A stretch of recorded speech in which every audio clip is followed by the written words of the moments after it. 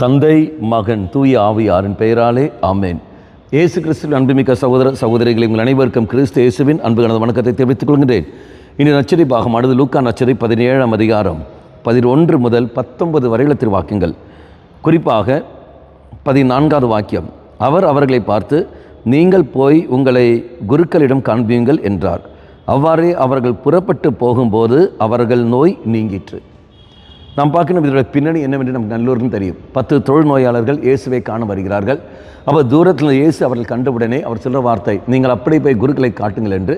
அவர் சொல்வதை கேட்டு அவர்கள் என்ன செய்கிறார்கள்? அப்படியே போகிறார்கள். போகிற வழியிலே அவர் குணம் பெறுகிறார்கள். அன்பார்களே, நம்முடைய வாழ்க்கையில் தான் நாம் பார்க்கின்றோம். ஆலயத்துக்கு நாம் வருகின்றோம், திருப்பலிக்கு நாம் பங்கெடுக்கின்றோம், தியான மையங்களுக்கு நாம் செல்கின்றோம், இறை வார்த்தை நாம் கேட்கின்றோம். அவ்வாறு நாம் கேட்டுக்கொண்டு அதுக்கப்புறம் நாம் வெளியே செல்கின்ற பொழுது இது நாம் போகின்ற வழியிலேயே நமக்கு அங்கு குணத்தையும் தெய்வம் தருகின்றார், சௌக்கியம் தெய்வம் நமக்கு தருகின்றார், விடுதலையும் நமக்கு தருகின்றார். எப்படி எப்போது அந்த அறிவிக்கப்பட்ட அந்த வார்த்தை, கேட்கப்பட்ட அந்த வார்த்தை மேல் நீ நான் நம்பிக்கை வைத்து வாழ்கிற சமயத்தில், குடும்ப ஜெபமான நாம் ஜெபித்து கொண்டு அந்த ஜெபம் முடித்த பிறகு நாம் நம்முடைய பணிகள் செய்கிற சமயத்தில், அந்த பணி முடித்து அந்த ஜெபமாலை முடித்து விட்டு நாம் வீட்டுக்கு நாம் போகின்றோம், அல்லது ஜெபமாலை முடித்துவிட்டு மற்ற அடுத்த பணிகள் நாம் ஈடுபடுகிற சமயத்தில் என்ன ஜெபமாலை நாம் செய்தோமோ, என்ன மன்றாட்டுகள் ஒப்பு கொடுத்தோமோ அந்த மன்றாட்டுகள் தெய்வம் நிறைவேற்றி தருகின்றார். அது அடுத்த நாளோ அதுக்கு அடுத்த நாளையோ அது உடனடியாக எப்படியோ, ஆனால் நமக்கு விடுதலை உண்டு, நமக்கு அங்கு சௌக்கியங்கள் உண்டு. அப்போ எவன் ஒருவன் வார்த்தையை தியானிக்கின்றானோ, எவன் ஒருவன் வார்த்தையை கேட்கின்றானோ, அது கேட்ட வார்த்தைகளை, தியானித்த வார்த்தைகளை, படித்த வார்த்தைகள் மேல் நம்பிக்கை வைத்துக்கொண்டு அவன் செயல்படுகின்ற சமயத்தில் அதை கேட்டுக்கொண்டு அவன் போகிற பொழுது ஆட்டோமேட்டிக்காக அவர்களுக்கு அங்கு விடுதலையும் சௌக்கியம் தெய்வம் தருகின்றார். நண்பர்களே, இறைவன் நிச்சயமாக விடுதலை தருகிற தெய்வம் தான் ஒழிய தராமல் அல்ல.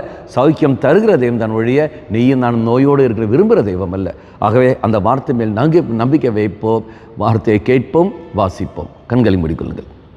நல்லவனாய தெய்வமே, எவ்வாறு தொழில்நோயாளிகள் 10 பேரும் அவர்களும் வார்த்தையை கேட்டுக்கொண்டு அவ்வாறே கடந்து சென்றபோது போகிற வழியிலே நீ அவருக்கு குணத்தை கொடுத்தீரோ, அதைப்போல் நாங்களும் எங்களுடைய வாழ்க்கையில் நாங்கள் வார்த்தையை கேட்க வருகின்ற பொழுதோ, அல்லது கேட்டு முடித்த பிறகு ஆலயம் முடித்து நாங்கள் எங்கள் வீடு திரும்ப செல்கின்ற பொழுதோ நீர் எங்களை குணப்படுத்தி கொண்டே வருகின்றீர். நன்றி ஆண்டவரே, விடுதலை தருபவரே, குணம் தருகிறவரே, நாங்கள் உங்களுக்கு நன்றி செலுத்துகின்றோம். உங்கள் வார்த்தை மேல் இன்னும் நம்பிக்கை வைத்துக்கொண்டு வாழக்கூடிய வரத்தை எங்களுக்கு தந்துடலாம். அம்மா மாதாவே, தெய்வ மாதாவே, எங்கள் மாதாவே, என் அன்னையே, விசேஷமாக எங்களுக்காக பரிந்து பேசும். ஆமேன். தந்தை, மகன், தூய ஆவியாரின் பெயராலே ஆமேன்.